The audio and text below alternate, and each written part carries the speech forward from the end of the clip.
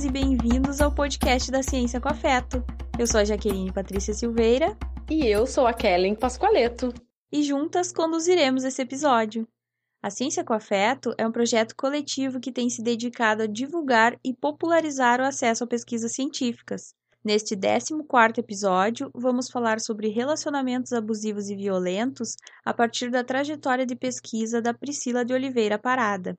E para começar, cabe a pergunta: em briga de casal não se mete a colher? Será? De acordo com o Atlas da Violência 2019, publicação do IPEA em parceria com o Fórum Brasileiro de Segurança Pública, houve crescimento dos homicídios femininos no Brasil em 2017, com cerca de 13 assassinatos por dia. Eu repito, 13 assassinatos por dia. Ao todo, em 2017, 4.936 mulheres foram mortas, o maior número registrado desde 2007. Esses e outros dados são um convite para refletirmos urgentemente sobre relacionamentos abusivos e violentos. E em tempos de pandemia, em que o convívio mais próximo no ambiente doméstico se intensifica, essa pauta precisa ainda mais ser discutida. Pensando nisso, nesse episódio das trajetórias de pesquisa da Ciência com Afeto, vamos conhecer a trajetória da Priscila de Oliveira Parada, que é mestra em Psicologia Clínica e Cultura pela Universidade de Brasília e atua como psicóloga no Núcleo Judiciário da Mulher, do Tribunal de Justiça do Distrito Federal e dos Territórios. Priscila pesquisou o término de relacionamentos violentos e nos convida a pensar para além da violência, nos provocando a refletir sobre apego seguro e relações saudáveis, que nos façam bem e nos lembrem dos nossos potenciais. E para além do tema em si, a Priscila vai nos contar sobre os desafios de fazer pesquisa no Brasil, bem como os desafios relacionados a fazer pesquisa e trabalhar ao mesmo tempo. Mas, antes de iniciarmos a conversa com a Priscila, queremos começar esse episódio com arte. Para isso, trazemos o poema Como Você Vê o Amor, de Rupi Kaur, narrado brilhantemente pela nossa querida Gabriela Leal. Como você vê o amor? A terapeuta questiona, uma semana depois do término, e eu não sei responder essa pergunta. Só sei que pensava que o amor era muito parecido com você. Foi aí que caiu a ficha e percebi que fui tão ingênua por vincular uma ideia tão bonita à imagem de uma pessoa. Como se alguém nesse planeta pudesse conter tudo o que o amor representa. Como se a emoção pela qual 7 bilhões estremecem tivesse a aparência de um cara de 1,80, de peso médio, de pele parda, que de manhã gosta de comer pizza congelada. Como você vê o amor? A terapeuta pergunta de novo, dessa vez cortando meu raciocínio no meio. E a essa altura, eu estou prestes a levantar e sair pela porta. Só que eu paguei caro demais por essa hora. Então eu lanço um olhar feroz em sua direção, do jeito que você olha para uma pessoa quando está prestes a lhe dar razão. Lábios cerrados, se preparando para a conversa. Olhos que penetram profundamente nos outros, em busca de todos os pontos fracos escondidos em algum lugar. Cabelo que é colocado atrás da orelha, como se fosse preciso um preparo físico para uma conversa sobre as filosofias ou, quem sabe, as decepções da sua visão do amor. Bem, eu digo, não acho mais que o amor é ele. Se o amor fosse ele, ele estaria aqui, não é mesmo? Se ele fosse a pessoa certa, seria ele a pessoa sentada comigo agora.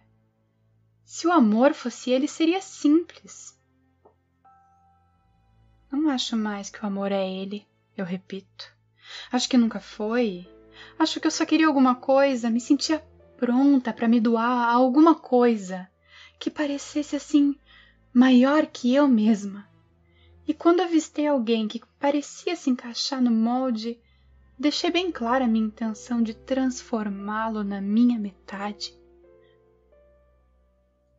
E eu me perdi para ele. Ele levou tanto, mas tanto. Me envolveu na palavra especial. Até eu acreditar que só tinha olhos para me ver, mãos só para me sentir, corpo só para estar ao meu lado. Ai, como ele me esvaziou! O que você sente em relação a isso? A terapeuta interrompe. Olha, eu digo, meio que me sinto um lixo. Talvez todo mundo tenha entendido errado. A gente acha que deve procurar alguma coisa lá fora, uma coisa que tropeça na gente, na saída do elevador, ou cai na nossa mesa num café qualquer. Aparece no fim de um corredor na livraria, sexy, inteligente na medida certa. Mas eu acho que o amor começa aqui, ó. O resto é desejo e projeção de todas as suas vontades e carências e fantasias. Mas essas exterioridades nunca vão funcionar se a gente não se voltar para dentro e aprender a amar a si próprio para depois amar os outros. O amor não tem o rosto de alguém. Amor é a nossa atitude.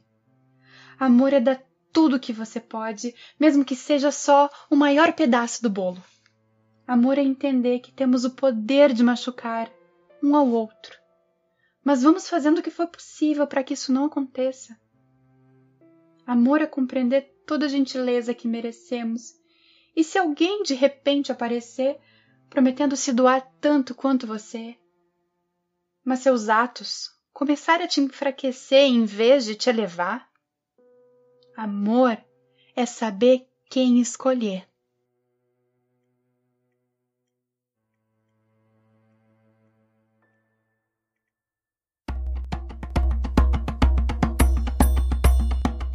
Agora, contagiadas e contagiados pela voz de Gabriela, conversamos com Priscila. Priscila, seja muito bem-vinda à Ciência com Afeto. Você pode se apresentar para a gente? Bom, gente, meu nome é Priscila, eu sou psicóloga, formei pela UNB em 2008.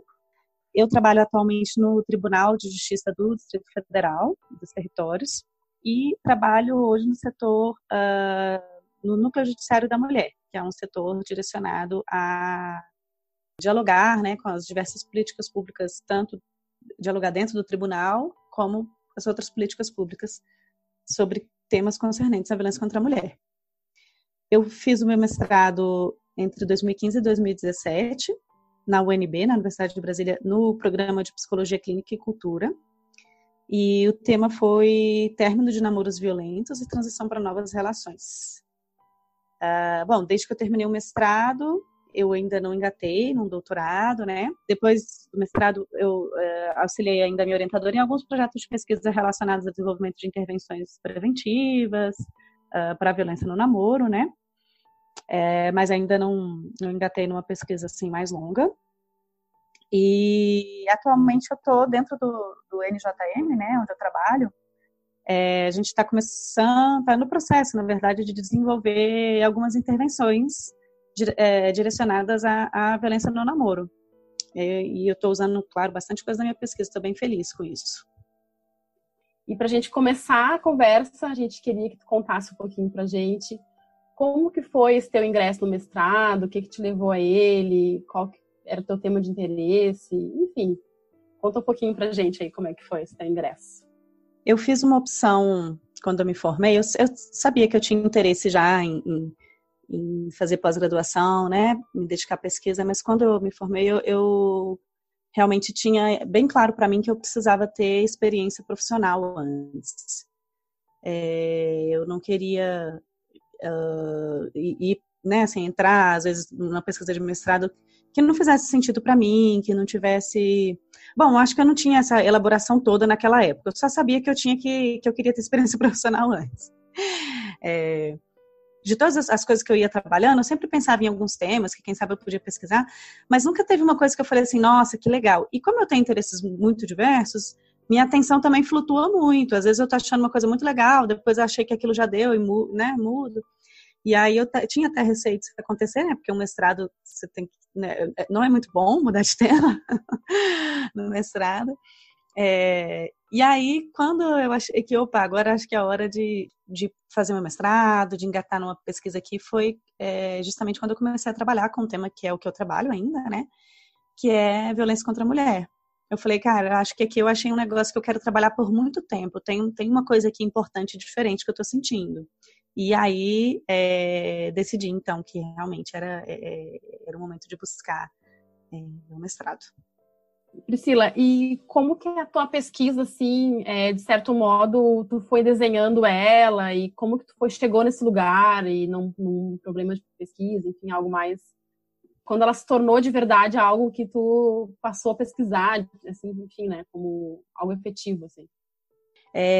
Bom, isso teve muito a ver com a trajetória mesmo do próprio mestrado. Eu acho que para todo mestrando é assim, por mais que a pessoa já saiba, já tenha mais claro a sua questão de pesquisa quando entra, isso fatalmente vai passar, né, por várias mudanças, e porque faz parte do processo de amadurecer a ideia como pesquisador e de conhecer o problema, né? Quando eu entrei no mestrado, eu trabalhava com violência contra a mulher há mais ou menos um ano. Eu lembro que o que estava me movendo ali naquele momento era um pouco entender mais sobre aquela questão, aquele momento de cair a ficha da mulher, cair a ficha de querer sair da relação, né? Isso era o que estava assim na minha cabeça, né? O que tem ali? Eu queria entender isso melhor, mas como toda pergunta de pesquisa, ela começa muito difusa, né? E depois é que ela vai se delineando e tudo mais. O que me movia, então, naquele momento, era entender isso de por que a mulher fica na relação. E aí, na medida que eu fui estudando o tema, ficou muito claro, e essa é uma trajetória que as próprias pesquisas na área fizeram. Se você pegar as pesquisas mais antigas, né, elas faziam essa pergunta exatamente, por que as mulheres ficam em relações violentas? Aí, inclusive, é dessa época, sei lá, aquele modelo do ciclo da violência, que é muito conhecido, né, que é aquele que tem tem a agressão, depois tem a lua de mel e depois o aumento da tensão e uma nova agressão. Então, esse é um dos modelos que é dessa época, ele já é bem antigo. E aí, na medida que as pesquisas foram amadurecendo, a pergunta mudou, e aí ela passou a ser, como é que as mulheres saem de relações violentas? Parece uma mudança simples, mas não é, porque a mudança é justamente você parar de achar que o impressionante é a pessoa ficar, e enfim, por mais que isso envolva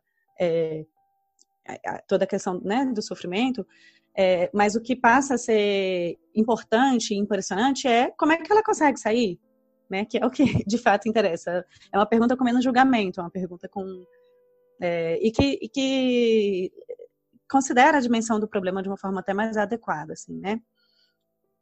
Eu já tinha escolhido estudar namoro por uma questão, a princípio foi mais uma questão assim, do campo de pesquisa da minha orientadora, mas depois eu vi que casava demais com os meus interesses, assim. Então, namoros violentos. E aí tá, quando já estava, na verdade, bem próximo, assim, da coleta, eu fui fazer os pilotos, eu fiz 2 entrevistas piloto e a partir disso saíram vários ajustes, né, nos meus roteiros e tudo mais, de entrevista, nos instrumentos que eu estava usando também. E uma das coisas que eu percebi que era chave, que eu não estava pensando, que é, assim, mais importante até, talvez, do que entender esse processo de conseguir terminar um namoro violento, é entender a transição, entender como é que as pessoas chegam no outro namoro que não é violento, que é um namoro bacana, né, que é um namoro que satisfatório não é a palavra, porque, enfim, tem uma relação, a pessoa pode estar satisfeita e mesmo assim ela ser violenta e tudo mais, mas isso, como é que a pessoa sai do namoro que é violento e entra no namoro que é legal, que ela tá feliz? E aí, eu então resolvi inserir isso na minha questão de pesquisa, que ali naquele momento dava para inserir. Bom, esse foi o tema, né, que eu defendi no final, mas assim, foi uma trajetória bem legal essa de ir ouvindo também, né, eu gostei disso ter vindo, por exemplo, no piloto, porque foi justamente a partir de ouvir a experiência das pessoas que eu falei, cara, tá faltando uma coisa, tem uma coisa aí que eu não tô, né, pegando. E aí é que eu vi, porque eu tava fazendo a pergunta errada, né? Hoje eu acho isso, que um dos maiores desafios, na verdade, da pesquisa, enfim, claro que todo o processo de pesquisa ele é muito trabalhoso e muito de muito aprendizado e tal, mas na verdade a grande questão da pesquisa é fazer a pergunta certa. E esse é o ponto assim muito central, né? Priscila, e tu poderia nos contar um pouco sobre os principais resultados da tua pesquisa e as principais contribuições da tua pesquisa para a sociedade? Então, como eu falei, eu estudei o término de namoros violentos, né, e a transição para novas relações. Sobre o término de namoros, eu utilizei um modelo chamado modelo transteórico de mudanças. Ele é um modelo que prevê, estuda o processo de mudança desde antes da pessoa se dar conta que ela tem um problema. Então, esse primeiro estágio é chamado de pré-contemplação. E aí ele vai passando pelos outros estágios e até a manutenção, né? Então ele começa na pré-contemplação, depois vem a contemplação, que é perceber que eu tenho um problema, mas não saber o que fazer com isso. Depois vem a preparação, que é eu me preparar para a mudança. A ação, que é terminar em si, e a manutenção, que é manter, né, a mudança. Esse modelo ele foi desenvolvido, na verdade, para tabagismo, e ele já foi aplicado para várias questões, normalmente de saúde. E é um modelo que tem muita validação, assim, né? Então, ele também já tinha sido aplicado para término de relacionamento violento, não fui eu que criei isso, né? Mas ele tinha algumas lacunas, assim, dentro da proposta de aplicação dele. Então, eu fui estudar o que tipo de estratégia, né, as pessoas usam para passar por exemplo, de um estágio para outro, né? O que influencia, o que não influencia. Em primeiro lugar, né, quando a gente fala de relacionamento violento, a pessoa nunca está 100% sem se dar conta de que tem alguma coisa errada, assim, ela sabe que tem, então, ou seja, a pré-contemplação, que é isso de antes de saber que tem um problema, ela na verdade sabe que tem um problema. Ela está o tempo todo ali, tem algo que ela está percebendo, só que sempre que ela percebe alguma coisa, ela em seguida já ou nega aquilo que está vendo, ou minimiza, ou se culpabiliza, né, que são esses processos que a gente está habituado a ouvir quando o assunto é violência contra a mulher. Ou seja, isso é a pré-contemplação, né? A pessoa, ela está percebendo, mas ela não valida aquilo que ela percebe, aquilo não tem, ela não dá importância suficiente para aquilo. E aí a contemplação acontece justamente quando ela faz isso.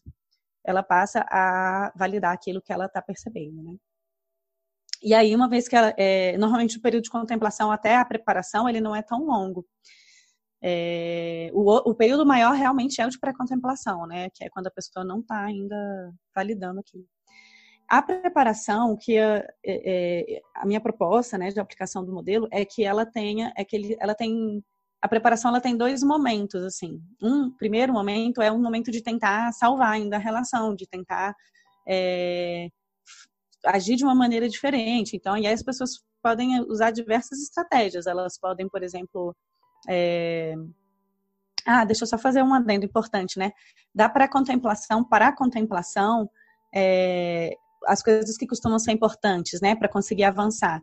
Primeiro conseguir falar com outras pessoas sobre aquilo e ter algum tipo de feedback, né, assim, daquilo que ela está percebendo. Então, ter alguém que ajuda ela a validar isso de alguma forma, né? Uma coisa que é muito importante é quando alguém que é amiga, que é do outro lado, digamos assim, amiga do parceiro, familiar do parceiro, fala que, olha, eu acho que você está numa relação abusiva. E aí, isso é muito importante, isso é um salto muito, né, assim, ajuda muito. Outra coisa que ajuda é quando tem um episódio que é mais grave ou mais explícito, às vezes não é nem mais grave, mas ele é mais explícito, né? Então, por exemplo, ter um episódio de violência física. Às vezes as outras violências eram até mais graves, mas a violência física é muito explícita. Então, aquele momento, ele é um momento favorável para avançar no processo. Embora a gente saiba que, se não tiver esse avanço, a pessoa, a gravidade da violência em si, ela não ajuda, né, no término, ela não influencia no processo de término, que é uma coisa que é contrário ao que a gente costuma imaginar, assim, né? Mas o momento de aumento, assim, de piora, ele ajuda. Outras coisas que ajudam é ler sobre o tema, né? Para conseguir sair da pré-contemplação, especialmente para quem às vezes está muito isolada, com vergonha. Então, assim, ler na internet, ter fontes de ter locais de anonimato, digamos assim, isso é muito importante.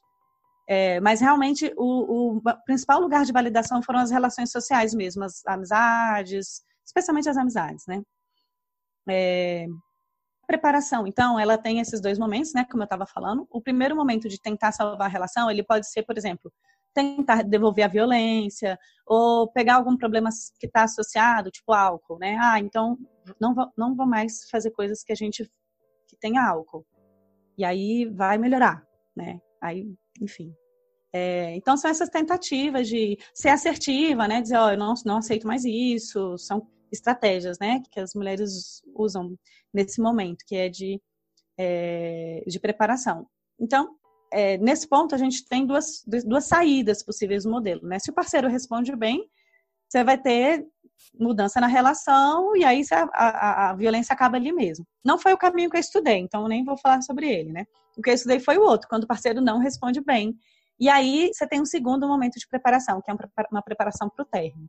E aí essa preparação pode envolver, por exemplo, estratégias como reforçar amizades, retomar amizades, né? É comum que mulheres em situação de violência se afastem das suas relações sociais, então pode ser retomar amizades, tem um processo de autocuidado, né? Se fortalecer para conseguir enfrentar aquele término, então procurar atividades de autocuidado, por exemplo, sei lá, meditação, dança, procurar estar, por exemplo, dos amigos mais tempo, né? Esses espaços de autocuidado também são espaços de suporte social, que é uma estratégia muito importante também, né, para conseguir terminar. Então, esse processo de término ele tem a ver normalmente com se fortalecer, ter mais suporte, mais estrutura para conseguir enfrentar o término, processo de preparação.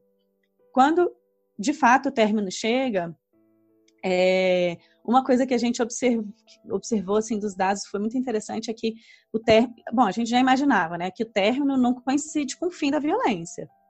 E aí a nossa questão era um pouco isso também, né? Quando é que vai acabar a violência? O que a gente viu é que a violência ela acaba quando tem um rompimento total da relação. Então, assim, a gente terminou, mas aí eu quis ainda tentar continuar a ser amiga, porque eu tinha muito carinho por ele e tal. Violência continua.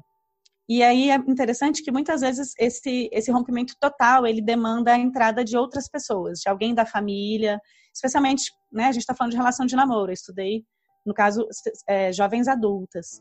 Então, ou é alguém da família que põe o limite, ou é uma amiga que pega o telefone e fala assim, para de ligar para minha amiga, deixa ela em paz, não sei o que, não sei o que, não sei o que. Tô querendo trazer aqui, nem sempre a própria pessoa vai estar em condições, né, de fazer aquilo e tudo mais.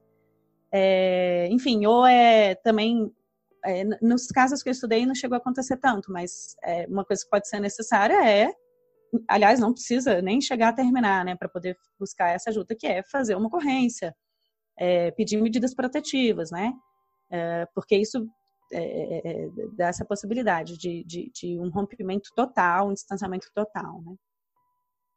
E a manutenção, ela envolveu fazer mudanças na vida mesmo, né? Às vezes, deixar de fazer, passar a fazer coisas que antes a pessoa não podia fazer por conta da situação da relação abusiva, retomar planos, fazer coisas diferentes, ampliar as ideias, né? Ampliar os modelos que tinha de relacionamento, pensar, entrar em espaços que permitissem essas descobertas e redescobertas, né? Isso é bem importante para a manutenção, embora aconteça às vezes antes do término, inclusive, né? Às vezes até isso é que leva a um término, enfim.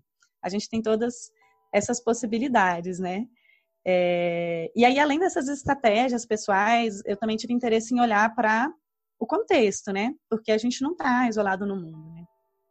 Então, as questões do contexto que foram importantes, elas foram muito ligadas a isso até que eu estava falando, né? Às vezes mudar sei lá, entrou na universidade, e aí ela começa a ter acesso a novas ideias, ela começa a conhecer coisas novas, mais acesso à informação, ela entra num grupo social que às vezes ela nunca tinha estado em um grupo social que discutisse esse tema, que fosse contrário, né, claramente a todas as formas de violência, porque a gente falar que é contrário à violência parece que todo mundo é, mas mais ou menos, assim.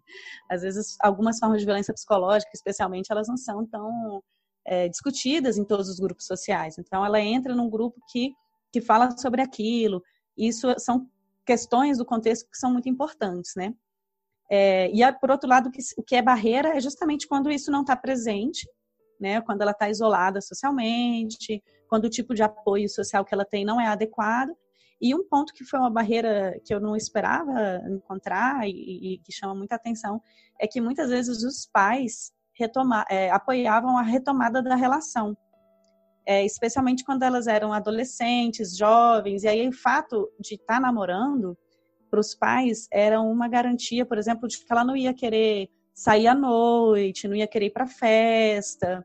E isso, eles se sentiam mais tranquilos, pensando que, né, que isso era melhor para a filha do que estar, por exemplo, saindo à noite, indo para festa, etc., conhecendo, né, numa situação que trazia mais incerteza para eles, né. Ou seja, a gente viu uma falta de sensibilidade para os danos aí, né, da violência, especialmente da violência psicológica, né, que ela é muito naturalizada, muito... E aí, sobre a transição, né, o que a gente encontrou foi um dado muito interessante para mim, assim, embora muito desafiador. Eu agora estou até no processo de pensar possibilidades e soluções, né, a partir disso.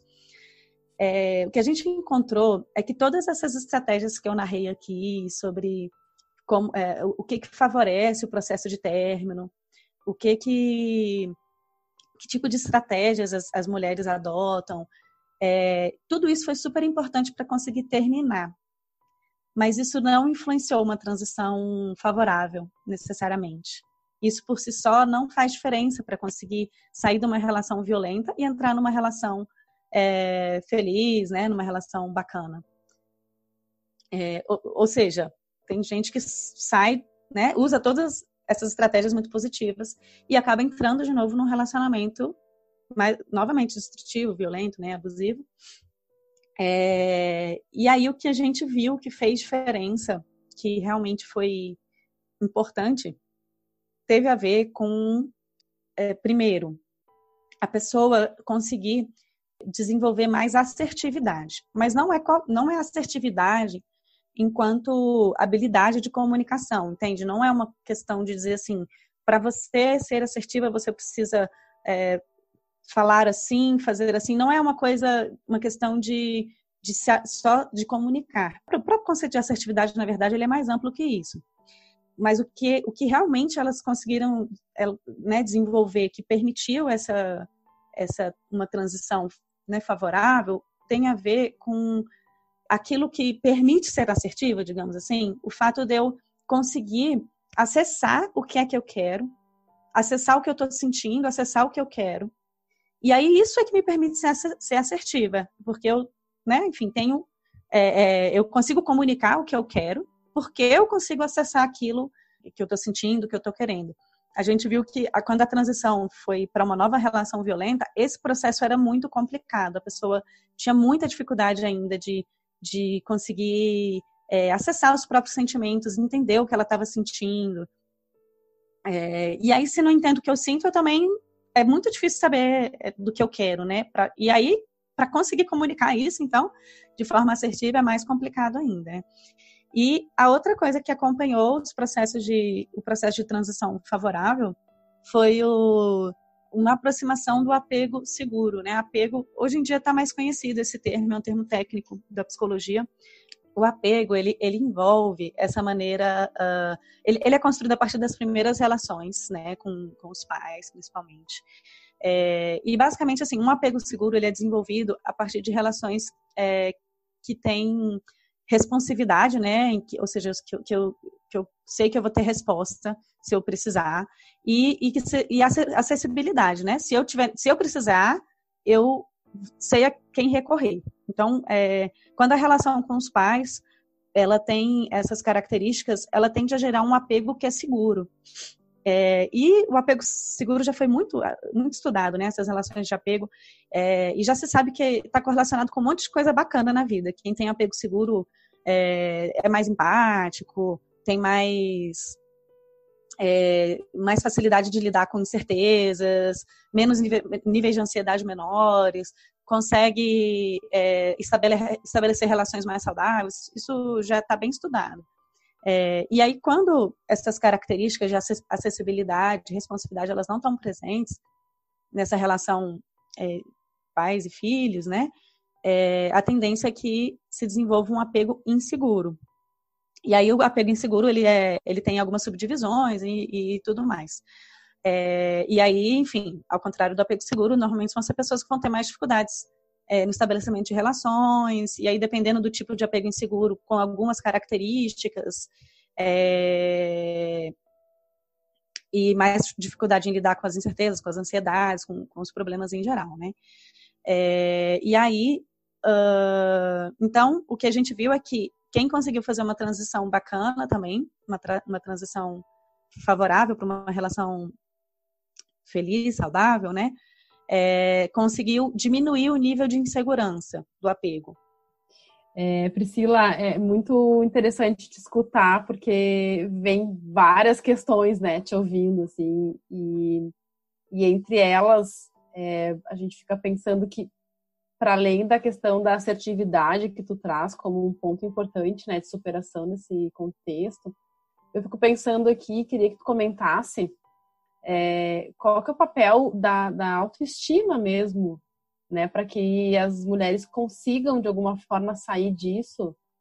E porque, enfim, para mim, assim, num olhar mais leigo, acho que tem um papel importante. E ele também é construído, né, historicamente, nas relações que a gente vai consolidando. E para além disso, queria que tu nos apontasse quais foram os desafios que tu encontrou nessa pesquisa.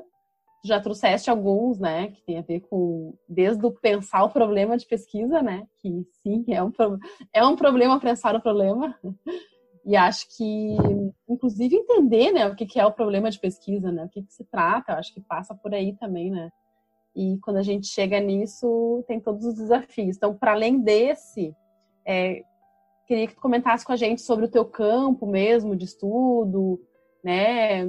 Quem foram as mulheres que tu entrevistou e se teve alguns pais, né? Ou se essa informação dos pais serem conivente com a condição, algumas vezes, veio da fala das entrevistadas, né? Ou se tu entrevistou também, não sei se entrevistou homens ou foi mulheres, teu público mesmo. E até mesmo a tua relação com a tua orientadora, eu acho que é a orientadora, né? Como que foi, enfim, assim, contar um pouquinho pra gente mais esses bastidores da pesquisa. Certo. Sobre a primeira questão que você falou, né, da autoestima, uma coisa que influencia muito sobre o término de uma relação violenta é a qualidade das alternativas. O quanto eu avalio que, terminando aquela relação, minha vida vai ser melhor. E aí, ao mesmo tempo, eu acho esse dado super interessante, porque dependendo do que você quiser aplicar, ele diz tudo, e dependendo do que você quiser aplicar, ele não diz nada, né? Eu acho interessante, por exemplo, a política pública, né? Pra gente pensar, às vezes, relações de ajuda, mas do ponto de vista do universo daquela mulher, é como se ele não dissesse nada, né? Porque o que é, assim, o que é essa avaliação, né? As alternativas, a qualidade das alternativas. Mas a autoestima, ela pesa muito aí, né? Porque se eu acho que eu não vou conseguir nada melhor que aquilo, se eu, normalmente, essa é uma pessoa, né? A pessoa que está com a autoestima baixa, ela é uma pessoa que, para quem ficar sozinha é muito difícil, porque uma das alternativas é ficar sozinha, né? Então, assim, para ela ficar sozinha é muito difícil. Então, quer dizer, fica muito difícil sair daquela relação, mesmo que talvez uma pessoa que esteja avaliando de fora olhe e pense, nossa, mas ela, sei lá, é tão linda, ou é tão inteligente, ou é tão bacana, conseguiria um relacionamento tão melhor. Para quem está vivendo aquilo, para quem está... essa questão da autoestima baixa, né, é isso, ela enviesa toda a avaliação que a pessoa tem sobre si, sobre o mundo, e sobre o que vai ter, né. Mas, além disso, a gente também pode pensar, e isso também influencia na autoestima, todas as questões sociais que estão envolvidas aí, né?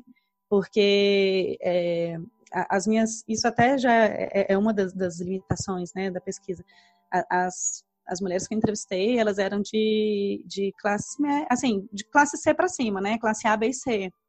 E aí, coisas como, por exemplo, entrar na universidade, ter acesso a esse universo novo, isso é palpável para essas mulheres, né? Mas será que se eu tivesse entrevistado mulheres de classe D e elas têm essa possibilidade toda, assim, né? De mudanças positivas na vida, vou fazer uma viagem. Será que está acessível para essas pessoas, né? Pensando ainda em autoestima também, quando a gente vai ouvir a trajetória das mulheres desse Brasil afora, e aí desde a infância, a gente tem assim uma quantidade muito significativa, muito grande da nossa população que ficou sujeitada a condições de muita violência, de muito desamparo, de muita vulnerabilidade. E isso também tem a ver com a autoestima. A autoestima, ela não se constrói do nada, assim, né?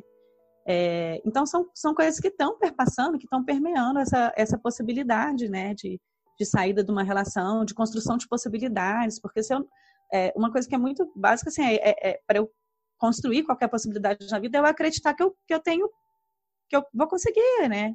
Outras possibilidades. Então, para quem não teve acesso a um repertório mais amplo, a possibilidades mais amplas, vislumbrar essas possibilidades até é difícil. Não é só ir atrás delas, né? Mas vislumbrar isso é muito difícil. E aí essas coisas andam muito juntas mesmo, né? Bom, e sobre os desafios da pesquisa. Para mim, um desafio que foi bem importante desse processo todo foi o fato de eu ter feito o mestrado trabalhando, né? Para mim, assim, a opção de, sei lá, deixar o meu trabalho não era nem um pouco interessante, atrativa, eu também não consegui outra possibilidade. Então, esse foi um desafio muito grande. Eu tinha muito pouco tempo disponível, né, para o mestrado. Eu lembro que nesse período, né, nesses 2 anos, assim, a minha vida toda ficou, enfim, fora minha vida pessoal, óbvio, né, continuei tendo lá meu casamento, meus amigos, minha família, mas tudo que eu fazia era mestrado e trabalho, assim. Meu tempo todo era assim, né? E foi realmente muito cansativo. Uma coisa que durante essa trajetória também foi difícil, eu passei por algumas situações pessoais, familiares muito difíceis mesmo, enquanto eu estava no mestrado, né? Especialmente no segundo semestre do mestrado, assim, foi muito difícil. Eu diria que talvez um dos maiores desafios que eu tive na vida mesmo, ou maior, provavelmente. E foi um período em que eu estava com minha energia muito no chão. E aí eu tinha as demandas também, né, do mestrado. E aí eu lembro que eu até falava isso para as pessoas. O problema é que quando você entra, você não sabe o que vai acontecer nos próximos 2 anos. E pode ser que venham coisas muito difíceis, né, como aconteceu comigo. Eu acho que uma coisa que ajudou nesse sentido, primeiro é que eu tinha feito um primeiro semestre muito bom. Então, assim, eu já tinha adiantado muitas coisas. O que eu diria para as pessoas é não tentem produzir ao máximo, porque a gente não sabe o que vai vir lá na frente, né? Então, assim, tenta render o que der para render, não deixar para depois. E até foi uma coisa interessante assim, na minha vida, porque eu não sou uma pessoa que me adianto, eu normalmente deixo as coisas mais para a última hora, sabe? Mas por algum motivo, esse meu primeiro semestre tinha sido muito bom, eu tinha caminhado muito. E o meu segundo semestre eu praticamente não caminhei. Mas aí, como eu tinha uma gordurinha para queimar, né? Isso ajudou. Outro desafio que eu achei, uma coisa que eu achei difícil foi, embora eu trabalhe com isso, não foi muito fácil eu acessar. Eu tinha pensado, a princípio, em acessar as participantes através do meu trabalho. Mas aí a gente tem aquelas condições, né? Assim, tipo de relação, faixa etária. Enfim, não funcionou, não deu certo. E aí eu acabei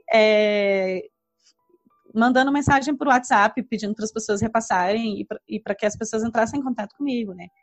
E aí foi como eu tive acesso às participantes, que foi uma maneira super interessante também, né? Mas até fico pensando isso, né? Que um pouco eu acho que tem a ver essas dificuldades com uma maneira muito... Eu tenho uma colega que eu conheci nesse percurso, que ela fala que a gente faz pesquisa artesanal no Brasil. Como a gente não tem recurso para pesquisa, E aí tudo você mesmo tem que fazer, né? Assim, tudo você mesmo tem que ir atrás, cada detalhe. Às vezes você até tem lá um estudante de graduação que está trabalhando como assistente de pesquisa, mas é isso, né? A gente acaba que certas coisas ficam muito difíceis. Por exemplo, isso. Você tem que ir atrás, tem que conseguir. Se a gente tivesse mais recursos, ficaria mais fácil da gente conseguir essas coisas, porque, sei lá, eu podia ter alguém contratado, né, do programa para poder ir atrás desses participantes enquanto eu estava fazendo outras coisas. Mas não é o caso, a gente não tem. Então, acho que um pouco tem a ver com isso, essa pesquisa artesanal que a gente tem, que você tem que... Aí vai aplicar vai aplicar um questionário, fazer uma entrevista, né? Você tem que estar lá para, enfim, recrutar, você que tem que ir explicar, não sei o que, isso tudo demanda muito tempo e é muito difícil. E às vezes você começa uma estratégia assim, que nem eu falei, eu comecei no meu trabalho. E aí não aparecia os casos, né, que eu precisava. E quando apareceu, aí eu tentava marcar, mas era difícil, as pessoas não estavam necessariamente interessadas em participar. Aí você vai tentar outro caminho. Então esse processo acaba demorando um pouco, né? E aí atrasando, e que de maneira alguma é o processo mais complicado, digamos assim, digo assim, mais complexo em termos de análise, etc. Mas eu considero uns que é mais desafiador e leva mais tempo numa pesquisa, né? Priscila, e olhando para trás, assim, né, para tudo que tu já viveu, o que tu diria hoje para Priscila lá do início da pesquisa, né, do início dessa trajetória acadêmica? E que profissional, que pesquisadora tu gostaria de ver na Priscila de daqui a uns anos? Difícil. Bom, em relação... O que eu diria para a Priscila lá de trás vai fundo. Assim, eu acho que esse processo todo do mestrado foi muito, muito gratificante, muito enriquecedor, sabe? Por mais que tenha tido muitos desafios, tenha sido um período muito difícil para mim, também foi um período de muito aprendizado, de muita reinvenção, especialmente muito gratificante, muito gostoso mesmo, especialmente a reta final ali. É engraçado que eu converso com as pessoas, muita gente tem uma experiência muito negativa no mestrado, assim, o final do mestrado, especialmente, que é muito estressante mesmo, né? Mas eu também já conversei com outras pessoas que tiveram experiências parecidas com a minha, assim, os últimos 3 meses, especialmente, em que eu estava ali escrevendo muito, né? E muito denso tudo, foram meses tão gostosos, assim, da minha vida, sabe? De tanta criação, eu me sentia, assim, muito, muito motivada, né? Muito, muito cheia de energia, e aí foi realmente muito legal. E eu diria, a partir disso, inclusive, ficou mais claro ainda para mim, né, que eu precisava inserir mais criatividade no meu trabalho, na minha atividade diária, assim, porque isso era algo muito, muito importante, muito caro para mim, e aí eu comecei a ir atrás disso, né, de como é que eu podia fazer isso, dentro da realidade, claro, né, das limitações que a realidade impõe, mas, então, assim, foi um processo muito, muito gratificante mesmo, apesar de ter tido muitas dificuldades também, né. Bom, e qual é a pesquisadora que eu penso em ser dentro de alguns anos, né? Eu sou uma pesquisadora profissional, psicóloga também, né? Quero dizer. Então, assim, eu não sou exclusivamente pesquisadora, embora, assim, que fique muito claro, eu acho que é muito importante para a consolidação da pesquisa você ter pesquisadores só. Mas também é importante você ter pesquisadores profissionais do campo, porque a gente tem muita possibilidade, assim, de ventilar o campo de pesquisa, né? Embora eu ache que comparado com um pesquisador, né, com a pesquisadora, eu tenha muito menos domínio metodológico e até teórico, né? Mas eu tenho um domínio de aplicação, de prática profissional, de escuta especializada, assim, né, que é muito, muito importante também de ser considerado, né, no campo da pesquisa. Então, é esse tipo de pesquisadora que eu me vejo, uma pesquisadora que tem sua atuação profissional e que volta para a academia para se aprofundar, para conhecer mais e para devolver depois isso para a atuação profissional. Enfim, depois que eu terminei o mestrado, eu fui mãe, foram muitas mudanças na vida, eu ainda não retomei, né, essa trajetória de pesquisa, mas é algo que faz parte, que eu quero retomar, que eu quero fazer, e que eu acho que essa característica, né, de eu ter essa experiência, realmente é essa atuação profissional, que me é muito cara também, traz uma característica diferente, assim, na hora de pesquisar, e que eu acho que é muito importante, né, mais uma vez, não quero desmerecer quem não tem, porque eu acho que tem outras coisas, mas a minha é essa. E aí isso até é uma coisa que eu diria para quem, de repente, está pensando, né, em iniciar um mestrado, uma pós-graduação, doutorado. Minha relação com a minha orientadora foi, assim, maravilhosa mesmo, sabe? Foi um encontro muito feliz, eu sou muito grata, assim, à minha orientadora, sou muito grata à vida por ter me levado para esse caminho, assim. Como eu falei para vocês, né, eu passei por momentos muito difíceis durante o mestrado e com certeza a maneira como ela conduziu, o apoio dela foi muito essencial para que eu, por exemplo, não, sei lá, resolvesse desistir, sabe? Enfim, ela chegou a dizer para mim, ó, se você quiser parar agora, ficar uns meses assim parado, sem fazer nada, tudo bem. Coisa que eu nunca imaginei que o orientador pudesse falar, né? E essa tranquilidade que ela me transmitiu é que me permitiu, inclusive, juntar forças para dar continuidade, assim, naquele momento, né? Bom, e a minha orientadora, a Sheila Murta, aqui da Universidade de Brasília, né? Do programa de Psicologia Clínica e Cultura, no qual eu fiz o mestrado. E aí uma coisa que eu ouvi de uma colega que nem não é nem uma pessoa que curte pesquisa e tal, mas na época eu estava entre a Sheila e uma outra orientadora, que era uma pessoa com quem eu até tinha mais afinidades teóricas, mas que eu conhecia por não ser uma pessoa, assim, de tanta facilidade no trato pessoal, sabe? E aí uma colega de trabalho falou assim, e a questão naquele momento com a Sheila era que eu não tinha tanta afinidade teórica com ela, né? Assim, a Sheila já estudava temas que eu queria estudar, mas às vezes uma perspectiva teórica dentro da psicologia a gente tem muitas abordagens teóricas e tudo mais, né? E aí ela, enfim, ela usava abordagens que eu não usava antes, né? Assim, não é que eu tivesse nada contra, mas eu não usava. Mas então essa colega me falou isso, né? Nesse dia ela falou assim, não, é difícil mesmo, é alguém que você vai se dar bem, isso é uma relação de 2 anos que você vai ter, uma relação delicada, né? Assim, essas questões teóricas você vai ajustando com ela, né?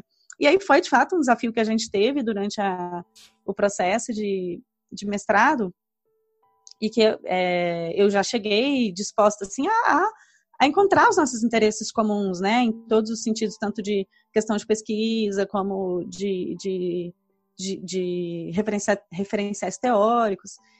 E aí a gente foi construindo uma relação muito bacana, assim, né, de orientadora e orientanda. E o que eu diria, né, para quem está começando é isso, é tentar, de alguma maneira, aliar, claro que seus interesses de pesquisa, mas procurar alguém cujo convívio vai ser um convívio tranquilo para você, assim, que bate, né, com o seu estilo, porque realmente é uma relação aí de 2, de 4 anos, para quem vai fazer um doutorado, né, então é algo importante se pensar mesmo. Priscila, muito bacana te escutar, por várias razões, né, não só porque o teu tema é extremamente importante, sempre, e nesse momento que a gente está vivenciando agora, né, de pandemia e toda essa história que a gente está acompanhando dos índices de violência doméstica terem aumentado horrores, né, infelizmente, a gente percebe que nesse momento essa discussão ela é ainda mais importante, né, de ter evidência, de ter, enfim, de estar se falando sobre isso. E é muito complexo o debate mesmo, né, porque de certo modo, se a gente tem esses números hoje, um número aumentado, né, de casos assim consideráveis, a gente sabe que as pessoas vivem com esses agressores, né? E aí, claro, no momento de pandemia a gente tem uma questão aí estressante, né? Enfim, de quem pode estar mais em casa, desse convívio maior.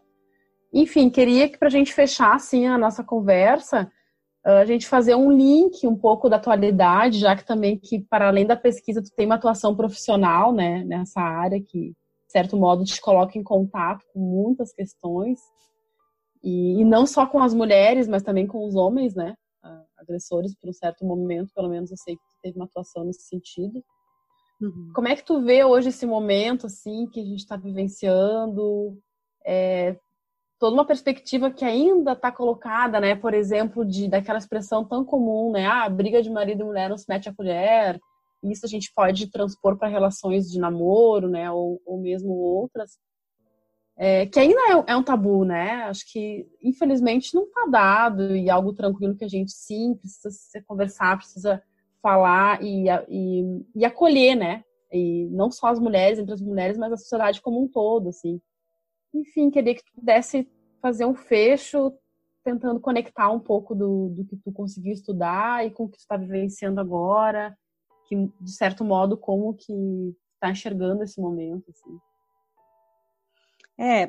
Esse momento de pandemia, né, eu acho que, eu estava falando isso com uma colega esses dias, que a questão é que, assim, não é o vírus que chegou e a gente vai ficar em casa e aí depois ele vai embora e a vida vai continuar normal, né? O vírus chegou e a gente está em casa, mas a gente está em casa com todos os problemas que já existiam antes, com os problemas que passaram a existir, com todas as nossas questões de saúde mental, e aí falando, né, usando esse termo de maneira bem ampla, que a gente já tinha antes, né, todas as ansiedades, todas as dificuldades, todas as questões, sei lá, da nossa personalidade, elas estão lá ainda. E o que é muito cruel desse momento que a gente está vivendo é que a gente perdeu perdeu a nossa principal ferramenta, isso assim, enquanto condição humana mesmo, de lidar com as dificuldades, com as ansiedades, com as nossas questões mesmo de saúde mental, que é justamente o convívio social, né? Isso é uma necessidade humana mesmo, esse convívio, não é à toa. E aí cada um vai experimentar em um grau diferente, né?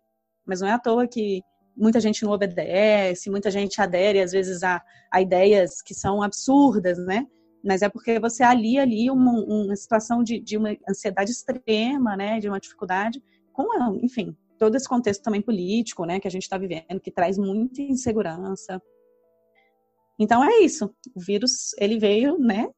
Ele é mais uma coisa e que aumenta muito as fragilidades. Então, além do fato de, às vezes, a mulher passar a estar em casa, né, convivendo de forma mais próxima com o autor da violência. Então, sei lá, os escapes que existiam antes, a hora que sai para trabalhar, etc., eles já não necessariamente vão estar presentes.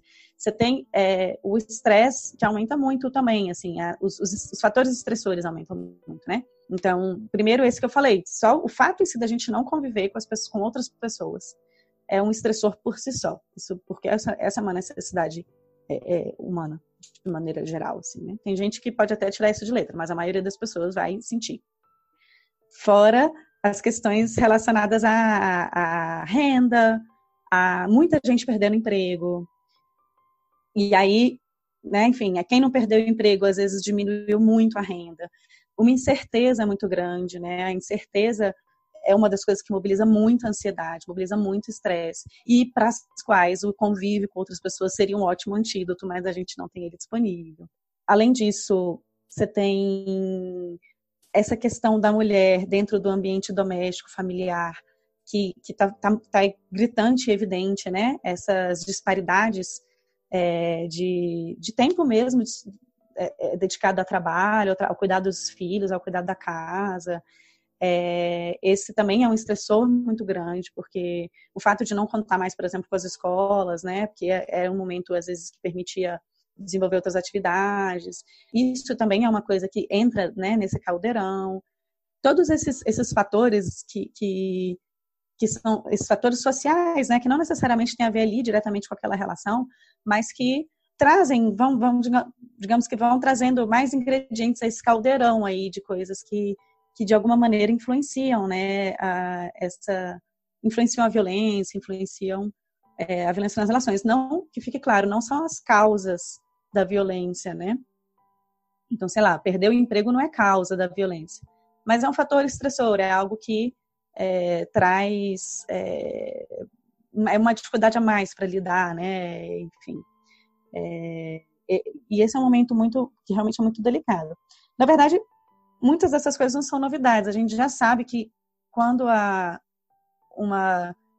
digamos, uma fragilização, uma vulnerabilização estrutural, social, seja sei lá, perdas econômicas, etc., isso também impacta a vida, a questão da violência dentro dos relacionamentos.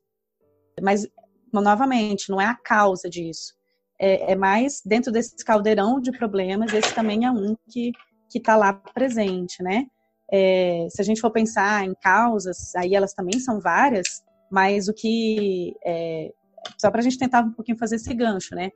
Por exemplo, uma perda do emprego, como é que isso acaba virando violência contra a mulher, né? A gente sempre tem aí uma sociedade machista, né? Que legitima um poder, e que aí esse poder pode ser exercido, por exemplo, querendo, já que perder o emprego, né, para mim, homem é uma coisa que me afeta na minha masculinidade, eu quero então afirmar a minha masculinidade exercendo a minha dominação sobre aquela mulher. Isso pode ser um dos processos pelos quais isso acontece, né? Ou eu posso, por exemplo, estar num momento de muito estresse e eu quero descontar isso em alguém, e aí eu vou descontar em quem, nessa estrutura machista, está ali para isso, que é a minha mulher, né? Então, estou tentando ilustrar um pouco como é que um problema que é social, macro, aparece ali no micro, na forma da violência, né? Então tá bem, Priscila, tá ótimo. Acho que tu traz muitas questões assim que nos ajudam a pensar, né, o quanto que uma pesquisa científica pode ajudar a apontar, olhar, trazer luz, né, para esse debate tão importante que a gente precisa, de certo modo, disseminar, falar mais e diminuir os índices, não aumentar como a gente tá, né? E acho que a gente, de uma certa forma, tenta contribuir, né, com esse tipo dar visibilidade para esses estudos, né, que é um objetivo da Ciência com Afeto, assim como entender um pouquinho mais da tua trajetória, né? Então, da nossa parte, assim, muito obrigada pela tua disposição, pela tua fala, e te desejamos aí um ótimo futuro de pesquisadora e profissional, que é tão importante também e necessário, assim, né? Obrigada, Priscila. Eu que agradeço a oportunidade de estar aqui com vocês, e agradeço também por esse trabalho, né, que vocês têm feito, de tornar esse mundo da pesquisa algo mais afetuoso e de mais afetação, né? Daquilo que afeta as pessoas, que esse é talvez um ponto muito chave mesmo, né? Dos caminhos que a gente segue como pesquisadora. Bom, gostou desse episódio? Então bora cultivar nossa autoestima e amor próprio. Se tiver interesse em contribuir, entre em contato com a gente pelo e-mail contato@cienciacoafeto.com.br ou ainda pelas nossas redes sociais. No Instagram, somos @ciência com afeto. A Ciência com Afeto é um projeto coletivo que vem sendo cultivado por uma equipe muito especial. Nesse episódio, a produção e apresentação é de Jaqueline Patrícia Silveira e Kellen Cristine Pascoaleto. O apoio à pauta e produção é de Gabriela Leal, Fabiana Tomé da Cruz, Anne Barrios e Dayana Schwengber. A edição de som é de Fábio Tavares e Jaqueline Patrícia Silveira. A vinheta é de Douglas Peixoto, a identidade visual é de Vicente Marques e o apoio técnico de Luiz Fernando Heckler.